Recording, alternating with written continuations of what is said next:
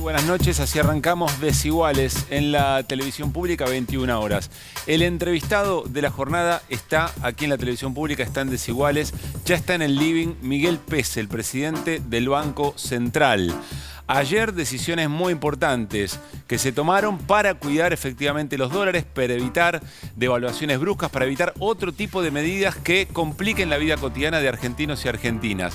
Pues bien, hoy respondió por lo menos un sector del establishment económico, tiene que ver con el valor de los distintos valores del dólar, incluso el informal, incluso el ilegal, el mal llamado dólar blue. Vamos a tratar de explicarte todas las alternativas, toda la situación que lleva a este momento de tensión en el mercado. Y además se venía diciendo, lo comentamos la semana pasada, cada vez que efectivamente el gobierno, el Estado, tiene que renovar los bonos de deuda en pesos, siempre hay un movimiento raro. Alguien sale a decir que eso no va a ocurrir. Bueno, hoy efectivamente se renovaron todos los bonos de deuda en pesos y es más, se sobrecumplió esa oferta y pudo acceder a más pesos todavía el Tesoro Nacional. Enseguida charlamos con Miguel Pese, el presidente del Banco Central. Bueno, justamente, Pablo, con respecto a eso, esos rumores que arrancan a circular o esas noticias que se comienzan a publicar sobre la imposibilidad por ahí de incumplir con determinadas metas, bueno, ¿qué rol tiene también parte de la oposición en esto? Es claro que hay un sector de quienes hoy no son gobierno que quieren que al gobierno de Alberto Fernández le vaya mal. Entienden que de esa manera pueden ganar las elecciones de 2023. Esa parte sería, bueno, parte del juego partidario político, ¿no? Uno quiere ganar y eso está muy bien. Ahora, ¿qué hacemos cuando los que ahora dan cátedra fueron los que llevaron al país a un acuerdo multimillonario con el Fondo Monetario Internacional, endeudándolo como nunca antes en la historia argentina? ¿Qué hacemos cuando lo que se hace es pedir que explote todo? Bueno, ahí ya hablamos sin ninguna duda de otro tenor, ¿no? Porque los que pierden ahí no son los gobernantes de ahora. Somos todos los argentinos y todas las argentinas que nuestro salario se devalúa y nos cuesta más llegar a fin de mes. Bueno, de esto también vamos a hablar en minutos nada más. Bueno, nos vamos al living. Sí, nos vamos arrancamos. al encuentro de Miguel Pese, el presidente del Banco Central, que ya nos está esperando. Está Néstor, está Pablo, está Flor, con ellos vamos a hablar y por supuesto también van a participar ahora de la entrevista. ¿Qué tal, Pese? ¿Cómo le va? Bien, muy bien. ¿Usted? Bien. Me alegro. Gracias por venir a Desiguales. Gracias a ustedes. Siempre el desafío en estos temas es que la mayor cantidad de gente posible comprenda qué es lo que está pasando. ¿Cómo explica el presidente del Banco Central esta tensión financiera que estamos viviendo? Bueno, lo que ha ocurrido es que la Argentina creció fuertemente el año pasado, sigue creciendo este año, ha caído el desempleo, los salarios se han sostenido, según el momento que usted los mide por las negociaciones paritarias, el salario se ha sostenido, la economía crece. Y esto pone una exigencia sobre dos áreas en las cuales la Argentina siempre ha mostrado debilidad: el sector externo y el sector energético. La Argentina tiene un fuerte potencial en el sector energético debido a Vaca Muerta, pero para que ese potencial se exprese hay que hacer inversiones que se están haciendo. En el mientras tanto, la Argentina tiene que importar energía en un contexto donde internacionalmente los precios de la energía han subido debido a la guerra de Ucrania. Eso insume muchos dólares. Eso insume muchos dólares. Veníamos con importaciones de energía del orden de los 900, 800 millones de dólares a principio de año. El mes pasado fueron 1.600 millones de dólares y el mes pasado fueron 1.600 millones de dólares y este mes esperamos 2.000 millones de dólares de importaciones de energía. Esto ha puesto tensión en el mercado cambiario y lo que ha hecho el Banco Central, para no tener que aplicar ni medidas recesivas, ni devaluaciones, ni ninguna de esas medidas clásicas que se aplican en estos contextos, es solicitarle a los importadores que financien el incremento de sus exportaciones de este año. Es decir, que consigan sus propios dólares para ese y cierto tipo de importaciones. No son sus propios dólares, es que consigan financiamiento o de sus proveedores o del sistema financiero a través de financiamiento de importaciones. ¿No es un cepo lo que ocurrió en la jornada de ayer? Nosotros no hemos restringido las importaciones. Lo que se está pidiendo es que se financie el incremento de importaciones de este año. El financiamiento de importaciones de este año es posible, ya hay 2.200 millones de dólares que han conseguido las empresas de financiamiento de sus importaciones, así que no estamos pidiendo algo que es imposible. Ahora, creo que tenemos ya, díganme si puedo pedir los audios del titular de la UIA, el Funes de Rioja, y de uno de los vicepresidentes, de Guillermo Moretti. Vamos a escucharlo porque dicen cosas bastante diferentes, aunque conforman el mismo organismo.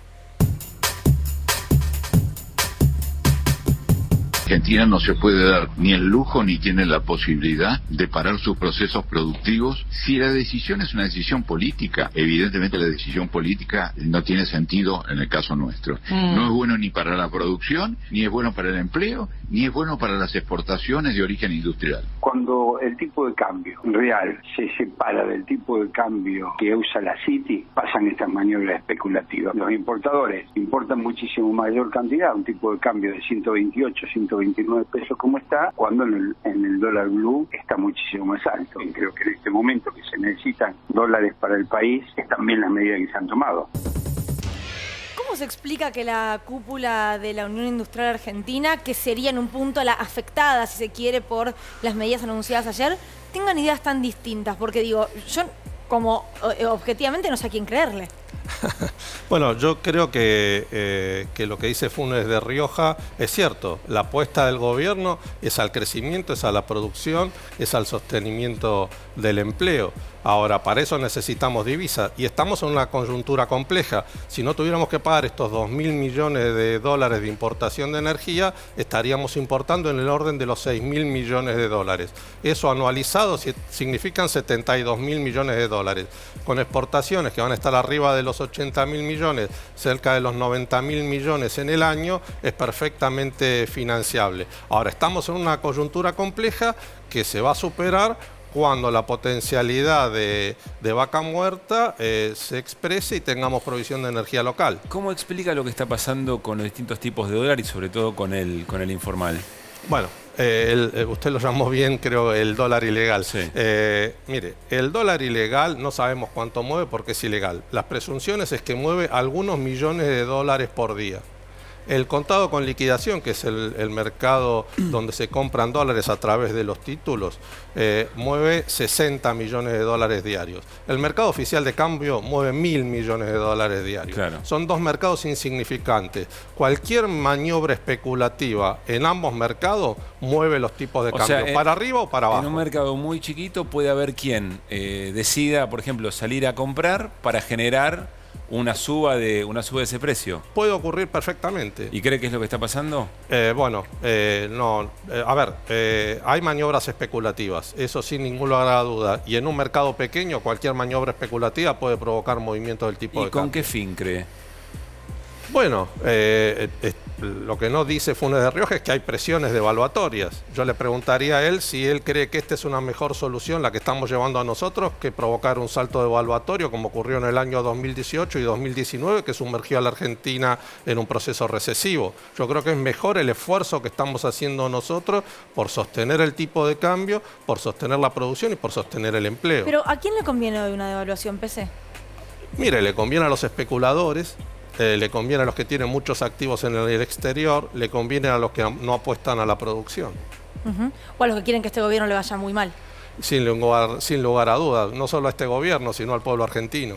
Ayer José Ignacio Mendiguren, también un referente industrial, dijo, hay sectores que efectivamente quieren meter ruido en la marcha de la economía con algún rédito político electoral. Sí, sin ningún lugar a dudas eso está sucediendo. Hace algunas semanas tuvimos rumores con respecto al mercado de títulos que adjudicaban a economistas de la oposición, luego fueron desmentidos, pero cuando las desmentidas aparecen siempre es tarde. Claro. ¿Pablo Ibáñez? Sí, no, vuelvo a ese tema. Hubo hace 10 días versiones muy fuertes, incluso apuntaban a un exfuncionario del gobierno de Macri, sobre informes privados, la idea de un default también, lo que tenía que ver con la deuda en pesos de la Argentina. Todo un clima muy raro sobre lo que quería venir. Primero, ¿cuál es el escenario? Efectivamente, ¿qué nivel de certeza hay de que estas posibilidades están lejanas? Y después, si efectivamente observa, imagina que hay sectores que están de alguna manera generando ese proceso de deterioro con la intención de que haya una evaluación, una corrida, algún fenómeno de ese tipo. Bueno, nosotros siempre hablamos de la necesidad de desarrollar el mercado de capitales en la Argentina. En moneda local. En moneda local, esto es una deuda pendiente, necesitamos transformar el ahorro de los argentinos en inversión. En el gobierno anterior, con una decisión grave que tomó, que fue el reperfilamiento de las letras del Tesoro, fue en contra del desarrollo de ese mercado. El mercado de capitales necesita un mercado de títulos y de letras del sector público profundo y líquido. Ese reperfilamiento fue muy negativo en ese sentido, y ahora cuando aparecen situaciones como la que ocurría esta semana, que el gobierno tenía vencimientos por el orden de los 500.000 millones de pesos, empiezan a sembrar dudas de la capacidad del gobierno de poder rolear esa deuda. Hubo un canje la semana pasada donde entraron alrededor de 300.000 millones de pesos. O sea, lo que pone en duda la oposición es que ustedes puedan cumplir con su palabra. Sí, eso lo vienen poniendo en duda desde que empezamos la gestión. Iba a haber problemas en el mercado de cambio en el primer semestre del año pasado, en el segundo semestre del año pasado, y todas esas pruebas las hemos superado. Voy a invertir la relación. ¿Se le puede decir a nuestra audiencia en todo el país que cada vez que el Estado tenga que renovar efectivamente sus bonos van a aparecer estas voces, pero que finalmente lo que termina ocurriendo es lo que ocurrió hoy? Por supuesto. Que se cumple y se sobrecumple. Sí, indudablemente la tarea no es sencilla, pero siempre la hemos podido sobrellevar con éxito. Pese, me interesa que vea tweets de un ex presidente del Banco Central, hablamos de Nicolás Dujovne, dijo lo siguiente en la red social. Pero tenemos... bueno, pensé que teníamos los de Dujovne también. Prat-Gay, bueno, otro ex titular del Banco Central. Están muy charletas los ex titulares del Banco Central. Compartiendo un gráfico que hizo Nicolás Olsevicki, que dice: me pareció genial este gráfico de Nico Olse. Desde 2002 solo hubo baja inflación cuando el presidente del Banco Central no era amigo del presidente de la Nación. Yo no conocía a Duhalde cuando me nombró, ni a Kirchner cuando llegó a la Rosada, ni había tenido ningún cargo político antes, como diciendo, cuando yo fui amigo de Macri, no me fue bien. Ahora, cuando fui presidente del Banco Central, de alguien que no era mi amigo, me fue bien. ¿Usted es amigo de Alberto Fernández? ¿Esto aplica o no aplica? Bueno, yo soy amigo de Alberto Fernández, pero también tengo mi trayectoria profesional.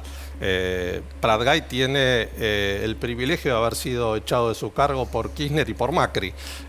Y cuando él era presidente del Banco Central y el presidente Duhalde era el presidente de la Nación, estamos en un cuadro recesivo donde no podía haber inflación.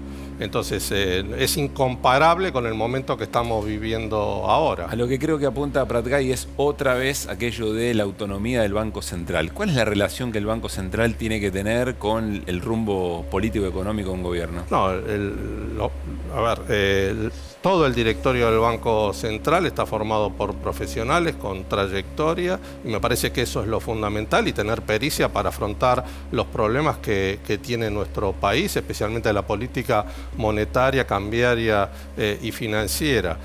Indudablemente el Banco Central, como cumple un rol que nuestra Constitución le atribuye también al Congreso, que es la fijación del precio de la moneda, requiere un doble rol en su relación con el Congreso y con el Poder Ejecutivo. Ahora, el Banco Central no puede aislarse ni tener una conducta que se independice del resto de la política económica. Siempre que la política monetaria fue en un sentido, la política cambiaria fue en un sentido y la política del Poder Ejecutivo fue en otra, se terminó en crisis. ¿Usted habla con el ministro Guzmán? Sí, por supuesto. ¿Y las medidas tomadas ayer fueron en conjunto? Sí, por supuesto, hemos dialogado. Siempre las decisiones son soberanas del directorio del Banco Central, pero no se puede negar la necesidad de diálogo, sí, por supuesto. Ahora sí, seguramente tenemos también un tuit del ex ministro de Economía, Nicolás Dujovne, respecto de la interpretación de todo lo que estamos charlando, insisto, con el entrevistado del día que está aquí en Desiguales, Miguel Pese, el presidente del Banco Central. Dice Nicolás Dujovne en estas horas, en este día: es importante hacer un llamado a la responsabilidad de la conducción económica. La inflación que hoy sufren los argentinos, las argentinas, es consecuencia del desmanejo fiscal y monetario. Dicho desmanejo, lejos de moderarse, se está agravando de manera notable. Y fíjese cómo continúa. Si se restringen las importaciones, esa es la lectura que hace de las medidas que se tomaron, el monto prohibido, es decir, lo que queda por fuera de la regulación, generará un exceso de pesos adicional que buscará dolarizarse de otra forma. Y la menor oferta de bienes importados alimentará además la inflación por vía del exceso de demanda. Si lo que está diciendo, esto va a generar inflación. Estas medidas que se tomaron van a generar inflación. ¿Qué contesta Miguel Pese? No, mire, siempre hay controversia sobre los orígenes de la inflación. De lo que no nos cabe ningún lugar a duda es que cuando hay procesos de devaluación violenta o shocks externos de precios, eso afecta a la inflación en nuestro país, sí. Y eso es lo que hemos sufrido en el primer trimestre del año pasado y en el primer trimestre de este año. La emisión monetaria que debió hacer el gobierno nacional durante la pandemia fue para sostener el sistema productivo en un contexto de crisis muy grave. Si no se hubiera hecho, la pérdida de empleo hubiera sido extraordinaria y las consecuencias sociales hubieran sido muy graves. Ahora tampoco se puede pasar de ese escalón a una desaceleración absoluta. El gobierno está reduciendo el déficit fiscal, está reduciendo el financiamiento monetario para alcanzar una situación virtuosa donde todo el gasto público se financie con es decir, no se puede pasar de impuestos, 100 kilómetros por hora a cero. Sin ningún lugar a duda. Salimos por el parabrisas. Y cuando lo hace, el que paga las consecuencias es el empleo y el consumo. Ahora, ¿qué le genera a usted que, digo, el exministro de Economía, un exministro del Banco Central del macrismo, que llegaron sin pandemia de por medio, sin guerra en Ucrania de por medio, a una inflación altísima, en el medio el acuerdo con el Fondo Monetario Internacional, que den cátedra hoy por hoy? Y bueno, llama la atención, ¿no? Hay que ser un poco humilde. Hay que ser un poco humilde, eso uno lo aprende de chico y parece que hay personas que no lo aprenden, ¿no? ¿Flor? Sí, quería preguntarle a Miguel Ángel Pese por la brecha cambiaria. Digo, hablaban de la suba del dólar. Hoy con el contado con liqui se fue a 250 pesos. Si bien es un mercado chico, como decían, la brecha vuelve a estar cerca del 100% y todos sabemos que es muy negativa para la economía. Quería preguntar qué van a hacer para bajar esa brecha, si subir el dólar oficial o si intentar hacer algo con los dólares financieros. No, mire, en la medida que podamos superar esta situación de estrés que se ha planteado por la necesidad del pago de importaciones inusuales de energía, que podamos recobrar la normalidad en ese sector, y seguramente se hará con las inversiones que está viendo en el sector energético, vamos a volver a una situación de normalidad en el mercado cambiario y eso se contagiará a estos tipos de cambio que sufren los shocks especulativos que ya mencionaba. O sea, ¿vos esperás que baje en algún momento estos dólares financieros? Sí, yo espero que bajen. Ahora, uno cuando hay actores especulativos que con poco dinero pueden provocar este tipo de shocks, la situación se hace difícil de predecir, ¿no? Hemos tenido situaciones donde estábamos acumulando reservas, una situación muy buena en el mercado cambiario y el contado con liquidación subía. Y hemos tenido situaciones inversas, donde ha habido situaciones de estrés, donde el contado con liquidación bajaba. Eso es porque hay algún actor entrando, saliendo a través de ese mercado pequeño y provoca estos movimientos de precios. En las últimas horas se conoció que a través de la aduana se hacía una especie de, engaño. Por ejemplo, trayendo máquinas para criptar monedas, declarándolas como otro producto, pagando muchísimo menos. Y en el medio de eso apareció Javier Milei, quien dice que quiere ser presidente de la nación. Él además promocionó la empresa CoinX, sobre la cual se expresó el Banco Central. Entiendo que tenemos un corte de Milei para compartir. Díganme si está ahora y si podemos verlo. Una de las frases de Milei. Javier, vos en tu Instagram pusiste: están revolucionando la manera de inversión para ayudar a los argentinos a escapar de la inflación. Escríbanle de parte mía. Sí, pero eso era sabiendo. Pero de vuelta, ellos y eras diputado ya el 18 de diciembre. Pero de vuelta. O sea, el negocio tenía una determinada característica. Y era una forma que hacía que vos te saltearas, si vos querés, la regulación del Banco Central para tener un mayor retorno. Estaba hecha apalancada sobre títulos públicos en dólares. ¿No te pagaron por eso? Y mis opinions las cobro. Claro que cobro mis opinions. Obvio que digo, o sea, no digo, o sea, pero yo entonces no te miro correspondería una disculpa a los que se sienten estafados. Para. Mis opinions. Sí, bueno, hay muchas cosas de esta. Primero, Sobre Milei ya vamos a volver en un segundito. Primero todo lo que tiene que ver con las criptomonedas y qué rol cumple el Banco Central o debería cumplir en este contexto. Y después ahí Milei estaba confesando que lo que se hace como para prometer un retorno importante, un pago importante en interés, se saltean las regulaciones del Banco Central y eso fundamenta el negocio, digamos. Sí, bueno, nosotros justo antes de la caída del 30% del valor de las criptomonedas, prohibimos a los bancos ofrecer la venta de este tipo de instrumentos a través de sus plataformas. Y acertamos porque a la semana siguiente había caído un 30% el valor. Ese es un instrumento de pago que fue creado por personas que tenían una visión liberal extrema, donde querían que hubiera una moneda desligada del Estado. Sí. Pero la propia voluntad de que no hubiera un privado que se apropiara de ese medio de pago hizo que las criptomonedas fueran escasas.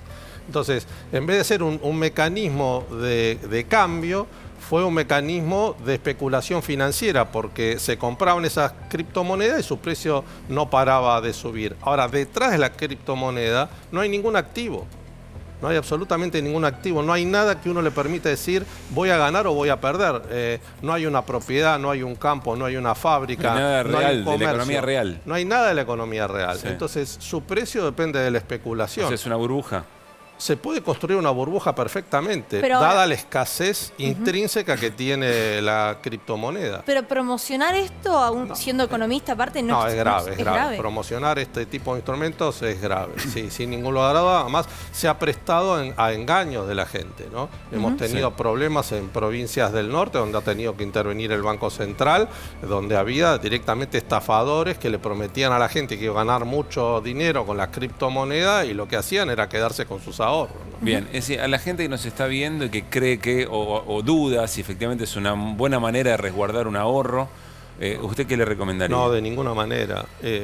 Absolutamente no le recomendaría que invierta en criptomonedas, no, de ninguna manera. ¿Y lo de es un Milei cree que instrumento es especulativo. inocente? No, bueno, él mismo dijo, ¿no?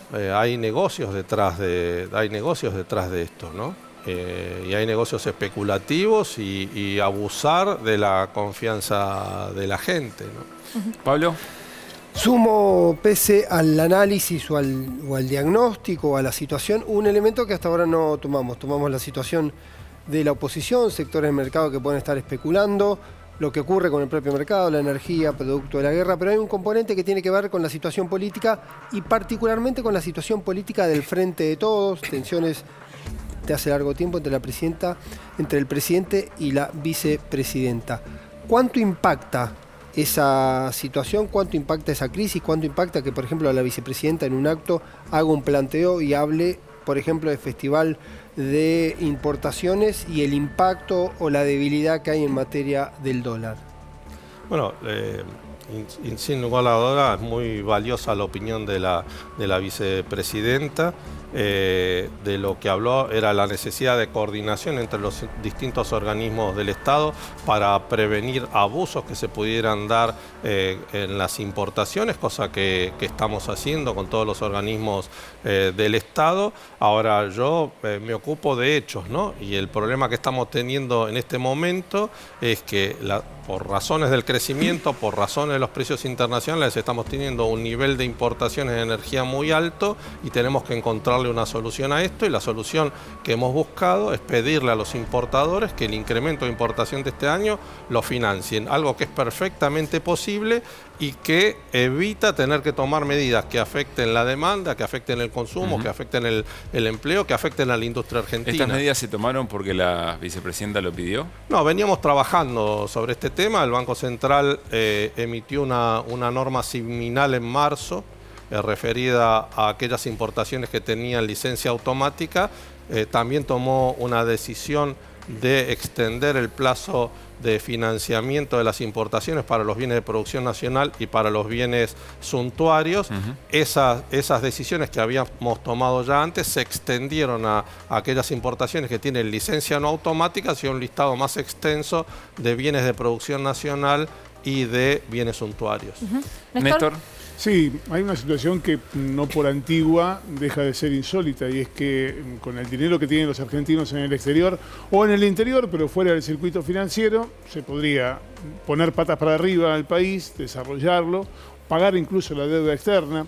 ¿De qué manera se puede convertir ese dinero a inversión productiva? Usted hablaba recién de un mercado de capitales.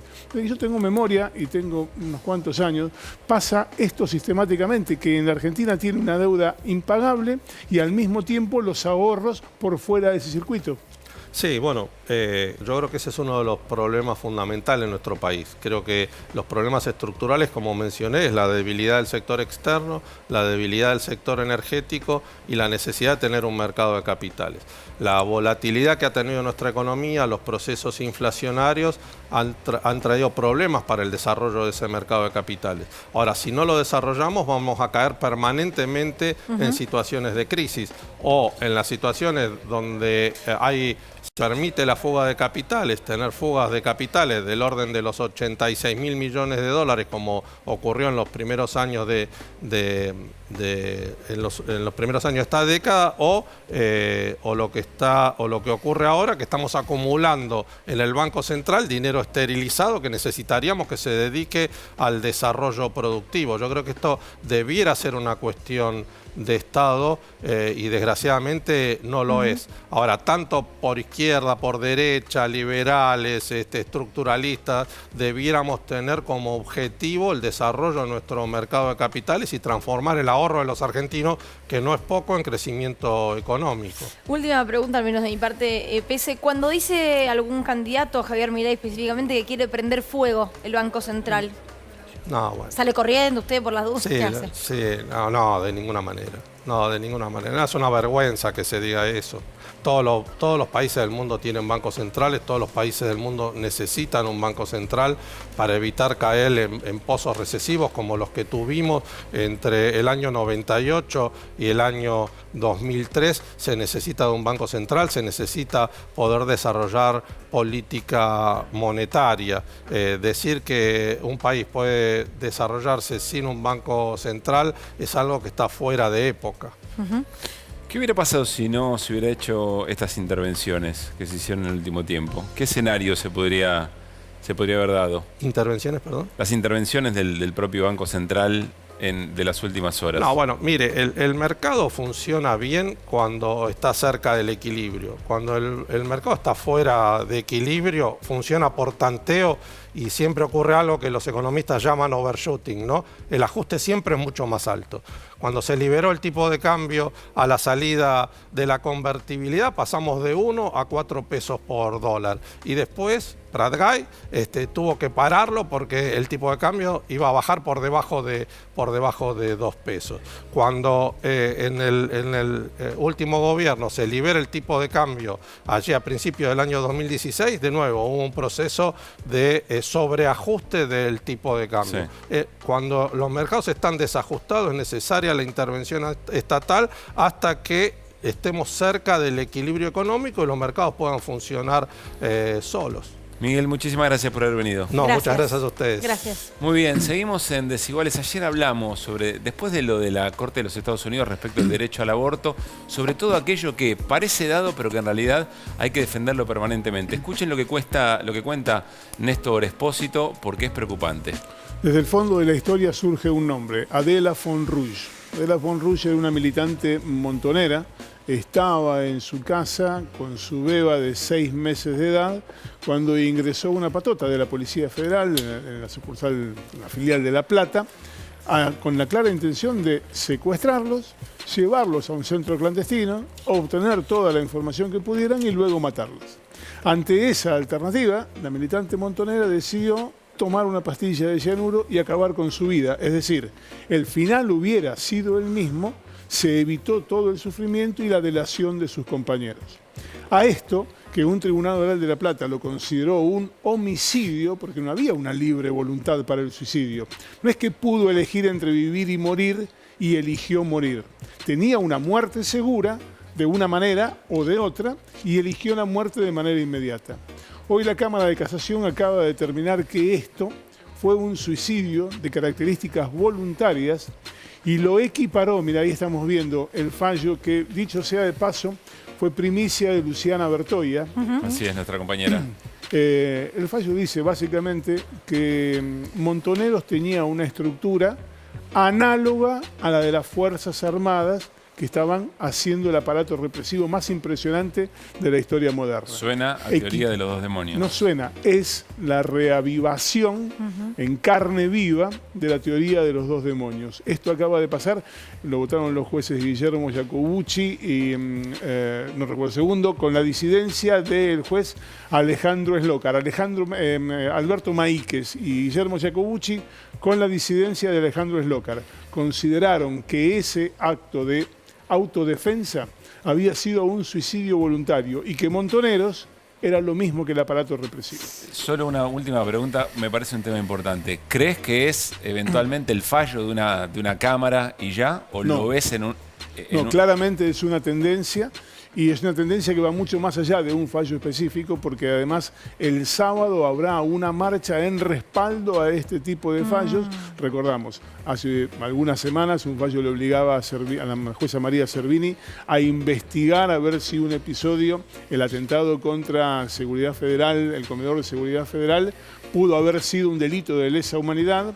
Ahora este fallo, una catarata de fallos que mandan a prisión domiciliaria a condenados por delitos de lesa humanidad, no es un fallo aislado, es una tendencia. Gracias, Néstor. Y no es casualidad, lo decía muy bien Pablo Caruso, lo que ocurrió en los Estados Unidos el viernes pasado con este revocamiento a el aval de un aborto legal en ese país y los ojos bien abiertos para luchar y para defender estos derechos o estas conquistas todos los días. En ese contexto, hoy es el Día del Orgullo, así que después de la tanda vamos a hablar con Paula Arraigada y con la Queen sobre qué significa en este 28 de junio de 2022 celebrar el orgullo en nuestro país. ¿Celebrar o defender y luchar? ¿No? Esa sería un poco la pregunta. Además, con un móvil en vivo allí frente al Congreso de la Nación. Todo esto después de la tanda.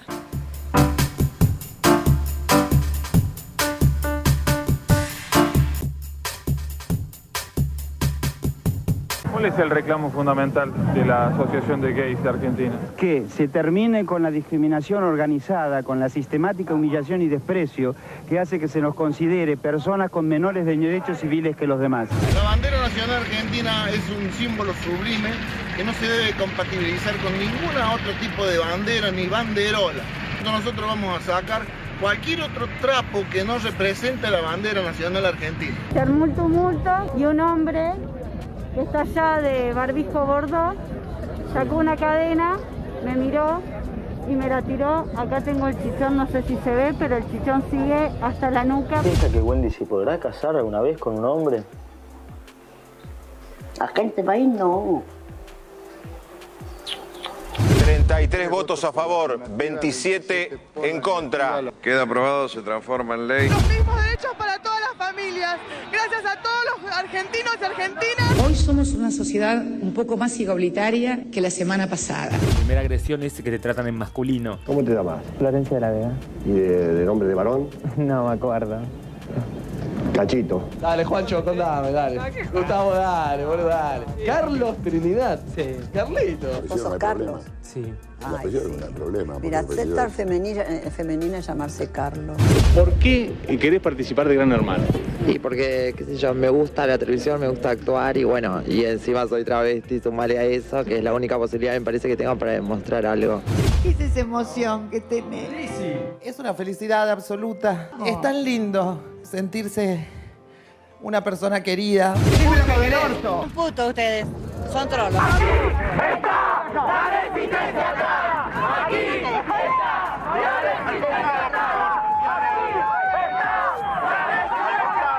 Un fallo inédito porque han condenado por lo que la acusación llamó travesticidio a un joven de 25 años, Gabriel David Marino, por el crimen de la dirigente trans Diana Zacayán. Es una condena ejemplar que podríamos hablar que en ninguna parte del mundo ha sucedido, ¿no? Que se pronuncien sobre los crímenes de odio de las personas travestis y trans. Detuvieron a dos hermanos que mataron a cuchillazos a una travesti en la zona roja de La Plata. Se investiga la muerte de una joven trans en Paraná. La familia apunta a la policía. Victoria Núñez tenía 27 27 años. Ella era militante trans de Paraná, Entre Ríos. Se sospecha que su muerte se produjo por negligencia policial. Se cumple un año de la desaparición de Tehuel de la Torre, este varón trans que había salido a una entrevista de trabajo, a ver si podía hacer unos pesos como mozo, ¿no? Un trabajo precario.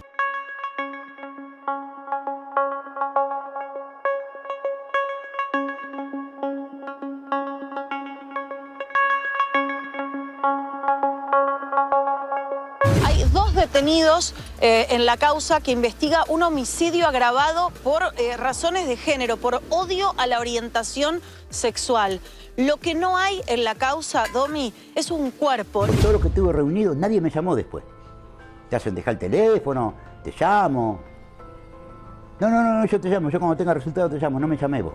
Ah, bueno, listo, quedamos así, gracias. Nadie. Sigo arremada limpia, ay, contra la corriente, y me llena recuerdo de aquellos días de la Lizal. Bueno, decíamos, hoy 28 de junio es el Día del Orgullo y más que hablar Pablo y yo, queremos que hablen nuestras invitadas. Estamos con Paula Arraigada, militante peronista y activista trans, y con la Queen, drag y superstar argentina. Así vamos a presentarla. Gracias a las dos por haber venido. Por favor. Yo no sé si hoy decir feliz día o feliz día de lucha o... bueno, no sé, corríjanme ustedes. Puedes decirlo, porque también la lucha siempre es para celebrar y los avances también son para celebrar. En el 69 estábamos peleando por aparecer, ni siquiera nosotras aparecíamos en la historia. Hoy tenemos ley de identidad de género, tenemos ley de cupo laboral trans, tenemos compañeras que hoy están trabajando algo que hace un año, hace 365 días, era imposible que la población trans tuviera trabajo. Sí. Trabajo digno, estamos hablando. ¿No? Sí, yo creo que igual el concepto de digno, la mayoría de los trabajos son dignos, pero el acceso al trabajo formal no estaba. Bien. Entonces, mira, tenemos un promedio de vida de 35 años que estos avances legislativos van a empezar a combatirlo. Mirá si no hay motivos para decir que es una celebración. Que falta, ya sabemos que falta un montón, pero creo que también es bueno entender que hemos avanzado muchísimo, porque si no nosotras no estaríamos acá, estaríamos todavía ocultas allá, viendo a ver si alguien por lo menos nos trataba con el trato que debía corresponder. ¿Y para vos qué significa el orgullo hoy? Hoy para mí es un día súper emotivo. La verdad que... yo siempre lloro en la televisión, pero la verdad que es todo. Yo soy el orgullo viviente. Yo toda mi vida, y yo soy una industria, ¿entendés? En el sentido de que yo soy puto, ¿entienden? Y siempre lo digo. Y quiero que todas mis maricas que están del otro lado se levanten y siempre digan lo que sos. Para mí la importancia de la etiqueta es todo. ¿Viste cuando te dicen, no te etiquetes, no te etiquetes? ¿Por qué te etiquetas? Sí importa la etiqueta. ¿Por qué importa? Para alzar la voz. Totalmente. Porque estoy acá. Yo soy drag queen y soy puto. Y ojalá que del otro lado alguien se sienta identificado o identificada con mi historia. O con quien sea, con la tuya. Totalmente, porque lo que dice es esencial, porque lo que no se nombra no existe. Claro. Sí, exacto. Si no hablamos de nuestras identidades, si no hablamos de las características que tiene cada identidad, no podemos pensar en una sociedad mejor, que sea igualitaria y que piense en todas, en todos y en todes. Claro. Sí. Nos vamos a ir al móvil, allí en la manifestación. Está en este momento Ivana Gutiérrez, la directora de Diversidad Sexual de la Municipalidad de Morón. Ivana, ¿cómo estás? Desde Desiguales, Lucila Trujillo y Pablo Caruso te saludamos. ¿Cómo te va? ¿Qué tal? Buenas noches, Lucy y el compañero. Muchas gracias. Es un placer. Gracias a ustedes por el espacio. Bueno, estamos preguntando y te extendemos la pregunta. ¿Qué significa el Día del Orgullo hoy, en este 2022? Mira, nosotras desde hace 7 años no manifestamos el 28J como la Marcha del Orgullo. Lo festejamos como el basta de travesticidios, basta de transfemicidios y basta de transhomicidio. Por eso estamos hoy en la calle y no estamos festejando el Día del Orgullo, porque eso tiene que ver con una colonización de la revuelta de Stonewall, donde mataron a compañeras travestis, trans, gay, lesbianas, torta y marica. Y me parece que eso no tiene que ver con el orgullo.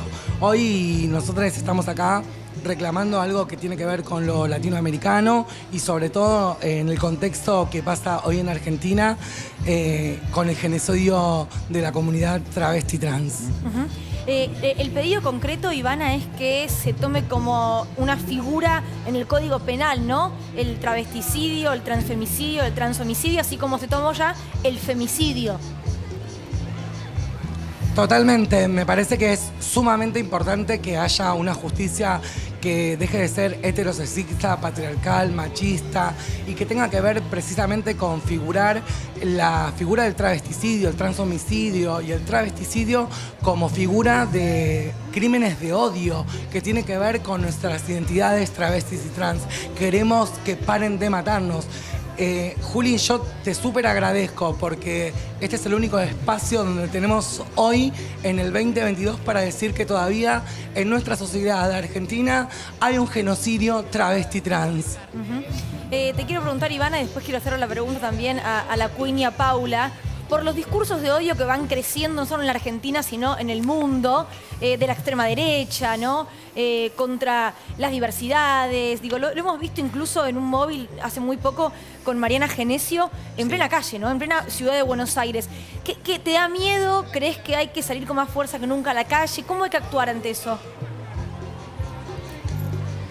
Primeramente, repudiar ese episodio que vivió Mariana Genesio. Obviamente es una figura pública, no es como ninguna de nosotras que estamos en las calles días y días, y vos imaginate que eso para Mariana fue un piropo.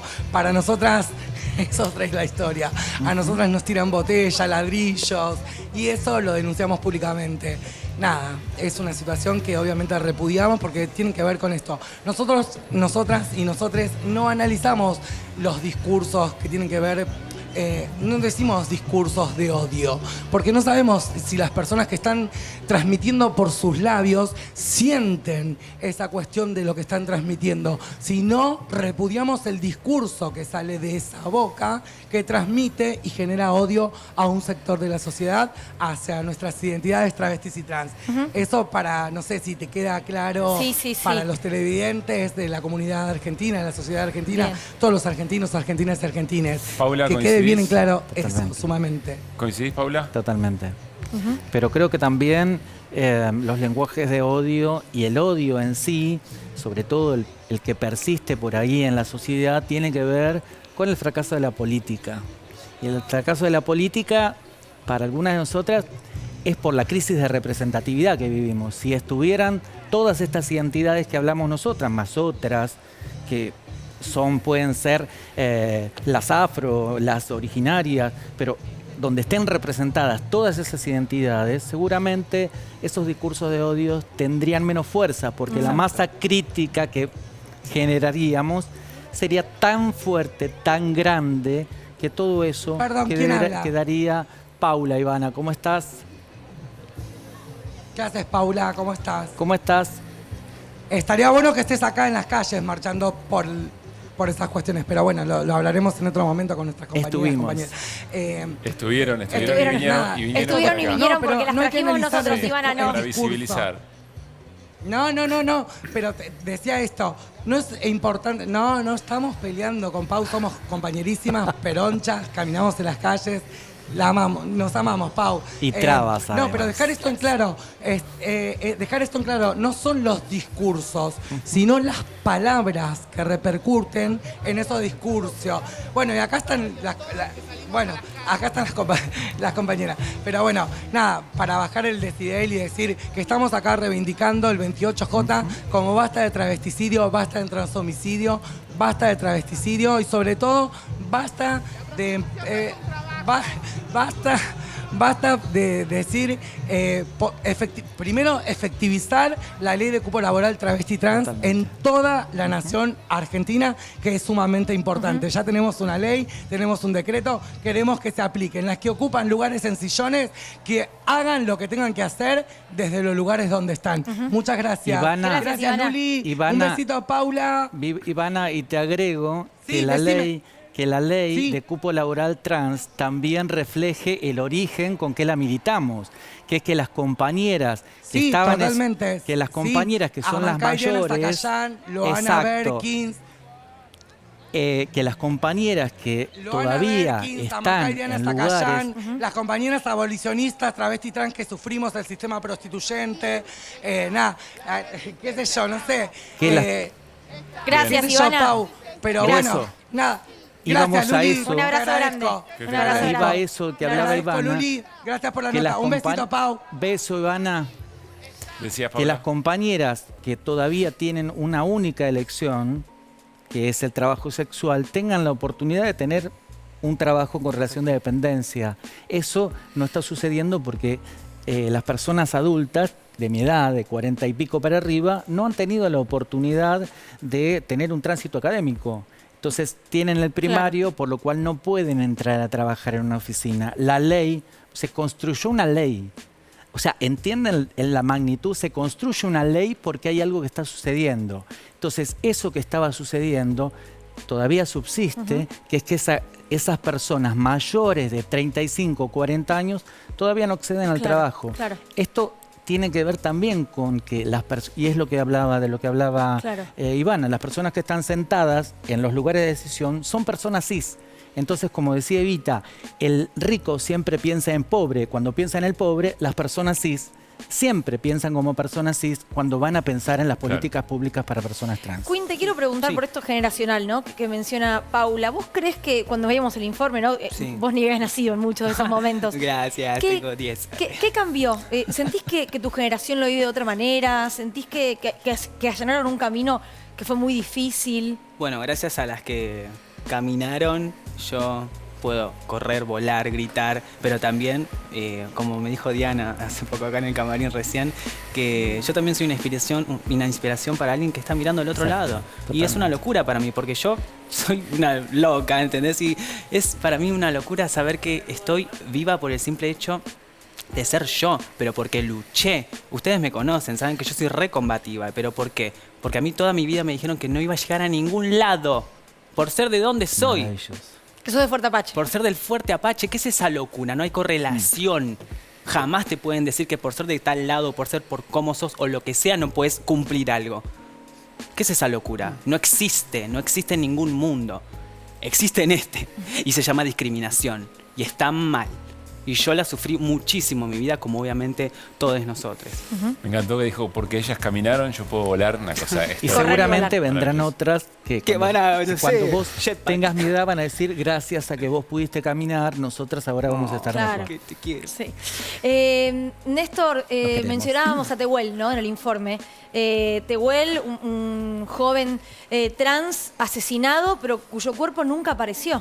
Tehuel continúa desaparecido y su papá lo busca vivo. Y esto es importante de subrayarlo porque de la misma manera que las madres buscaban a los hijos vivos, el papá de Tehuel busca a Tehuel vivo. La causa judicial está dividida en dos partes. Una parte tiene a 2 personas detenidas, acusadas por el delito de homicidio, valga la paradoja, que van a ir a juicio oral y público en fecha todavía por determinar. Los investigadores están convencidos que el último rastro de Tehuel se pierde donde empieza el rastro de estas 2 personas. Una de ellas es aquella a la que le había ido a pedir trabajo como mozo, presuntamente. Ahora, ¿qué pasa con el resto de la causa? Bueno, hay medidas prácticamente todos los días. La fiscal Karina Guyot realizó el último allanamiento la semana pasada, buscando algún rastro de Tehuel. Hay posibilidades de que Tehuel aparezca con vida y la verdad que lamentablemente son pocas, pero el padre lo sigue buscando con vida y hay un hincapié en la colaboración de la sociedad. Hay una recompensa ofrecida por el Ministerio de Justicia de 5 millones de pesos. Bueno, es allí a donde está apuntada ahora la esperanza para encontrar a Tehuel. ¿Qué representa Tehuel para ustedes? Y la ausencia del Estado. Exactamente. La ausencia del Estado. ¿Cómo puede ser que hace, ¿cuánto? ¿Un año ya? ¿Más? Bueno, pero ¿es una locura? Sobre todo porque fue a buscar trabajo en un tiempo que ya estaba el decreto. El decreto 421 que firma el presidente lo firma unos meses antes. Entonces, claro. Esto podía ser evitable. Sí. Hablaste antes de la representación política. La dirigencia política, así como está ahora, representada de la manera que está, ¿sentís que las entienden? ¿Que comprenden el fondo de la causa? Creo que hacen el esfuerzo por entender y hacen el esfuerzo por ser políticamente correctas y correctos. Lo que pasa es que nosotras... Es que yo no creo que hay que ser políticamente correcto. Hay que ser políticamente súper incorrecto en esta vida. Sí, estoy de acuerdo con ¿Quién eso. ¿Quién de todos Pero me parece que lo que es dice Paula es que no quieren pifiar, tiene mucho miedo de pifiar. No, yo igual creo que estoy de acuerdo con lo que plantea, pero me parece que lo que sucede es que puede ser incorrecto o puede ser correcto. Lo que sucede para mí es que la representatividad plena la ejerce quien ha padecido algunas cosas. Es muy difícil que un teórico pueda aprender, pueda ir a saber cómo combatir el hambre. En algún grado vos tuviste que pasar eso. Y la política pública, que se piensa para nuestros colectivos, si la piensa una persona cis, hetero, y difícilmente va a poder interpretar qué cosas necesitamos. Es como si nosotras pensáramos en cuál es la política pública para los ciegos o los sordos. No lo entendemos. Tiene que haber una persona que sea de ese colectivo, de esa identidad, para poder tener una plena representatividad, pero también la representatividad se gana porque vos haces algo que va direccionado hacia alguien que es efectivo. Lo que nos falta hoy es que las políticas sean efectivas. Tenemos una ley de cupo, pero como planteaba Ivana, no se termina de cumplir, porque es cierto que hemos tenido, miren, no es para decir que las cosas están mal, porque realmente antes no teníamos planes sociales. Nosotros no teníamos ni siquiera un plan social. Hoy tenemos la cobertura del Estado que te da por lo menos un plan social con el cual vos podés mínimamente comer. Antes eso no existía. Podemos salir a la calle mal o bien, con algún garrotazo de la policía, con algún garrotazo de alguien, pero no es lo general. Son situaciones particulares. Hemos mejorado. Ahora nosotras, como bien dijiste, no nos conformamos con quedarnos con esto que está. Vamos por todo. Yo siempre digo... Vamos por la representatividad, pero vamos por los sueños, porque cuando vos estás diciendo de que mostrás algo que otra persona va a tomar y va a querer ser, eso es lo que buscamos. Que la representatividad sea plena y que otras compañeras, no importa la identidad, quieran estar en esos lugares de decisión, porque hoy los lugares de decisión los ocupan a veces en algunos lugares donde les queda un poco grande. ¿Ibas a decir algo, Queen? Sí, no, que justamente hablando de los colores del arco iris, no solo hay que pintar murales y decir, bueno, esto es Pride Month y listo. No. Saquemos el mural, habla de los colores del arco iris y de toda la diversidad que existe en el mundo. Porque no hace falta que me veas a mí o que la veas a ella. Hace falta que salgas a la calle y mires y hagas así y digas, ok, vivo en un mundo donde todo el mundo es diverso. Porque no somos todos blancos, rubios con plata. Yo no lo soy. Yo soy marrón, puto y pobre. Así te lo digo. Tenemos que dejar de ser floreros para justamente ser ciudadanos y ciudadanas de derecho. O sea, nos toman como floreros, nos ponen en un lugar, porque claro, adornamos y se pueden decir, bueno, somos re igualitarios. Lo que se dice pinkwashing también, en referencias al mundo femenino, ¿no? Exacto. Sí, pero el florero es el concepto de, bueno, necesitamos que haya una afro, bueno, traen una afro y la ponen ahí. Necesitan una traba y está ahí. Ahora, la traba, la afro solamente están para la foto, no inciden en nada. En el equipo de trabajo, todas las personas son heterosexuales. ¿Y eso está cambiando? Claro que sí, claro que está cambiando. Lo veo yo que trabajo todo el tiempo en sesiones de foto y lo de que sea, siempre, todo el equipo siempre es diverso. Pero después ves y decís, pero esto no es así, ¿entendés? Decís, no puede ser que acá solo en mi trabajo, porque yo soy un artista queer, no binaria, entonces yo voy a tener eso. Pero ¿y en otros trabajos? Claro. En lo cotidiano. ¿Por qué creen que no se aplica la ley de cupo laboral? ¿A quién le molesta? ¿A quién la traba? A mi ley. No, tú sos boludo. La traba con B larga. Sí, porque las trabas con B corta no trabamos nada. No, siempre nos acusan de que trabamos cosas y no trabamos nunca nada. Al contrario, abren las trabas. Mejor ni contar. Bueno, me van a sacar de contexto. Para bendita. No, yo creo que es esto de que si hubiera más personas trans en los espacios de decisión, seguramente sería un poco más igualitario todo. Porque nosotras tenemos quizás una particularidad, sensibilidad, que también tienen el resto de las feminidades. Lo que pasa es que ninguna de las feminidades está en los lugares de decisión. Estamos que haya más feminidades en lugares de decisión.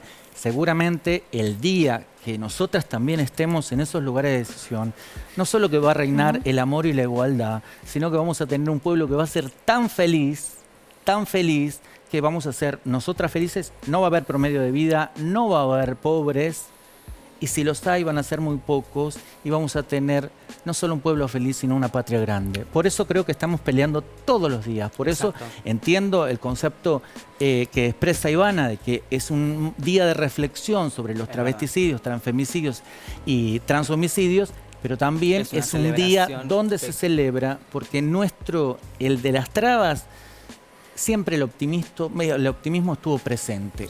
En el carnaval, que era el único espacio que teníamos de libertad, esa libertad estaba plagada de colores, estaba plagada de música, plagada de fiesta. Y eso... Ustedes siempre eran la fantasía y después cuando se acababa el carnaval eran la pesadilla. ¿Qué es esa ¿Y sabes locura? por qué pasaba eso? ¿Por qué éramos parte, no de la fantasía, sino de la alegría? Porque nosotras siempre le tuvimos un amor enorme a la vida. Y eso es lo que contagiamos. Y eso es lo que muchas personas, cuando nosotras vamos a un lugar, viven. Exactamente. Y que no les hablen a ustedes de correlación de fuerza, ¿no? Necesaria. Pero fíjate vos, somos dos generaciones, pensamos... Somos como hermanas. De acá se pasan los teléfonos. Yo la me, no. Salen y se pasan los teléfonos. Habría que ver eso. Paula Quinn, gracias por haber venido. Gracias a las dos. Gracias a ustedes. Bueno, nos empezamos a despedir de este Desiguales, muy interesante, con la entrevista del día, por lo menos en nuestra consideración, con el presidente del Banco Central, y después con esta caracterización tan concreta, ¿no? Sí. De el revalorizar las etiquetas, me encantó eso, y aquello de porque ellas corrieron, yo puedo correr. Porque ellas caminaron, yo puedo correr y volar. Te la robo. Está muy bien. Te la robo. Me la va a hacer merchandising. No, es mía, ¿eh? Bueno, gracias. Nos vamos. Sí, dale. Nos vamos. Será hasta mañana, miércoles a las 9 de la noche. Adiós. Que pasen bien.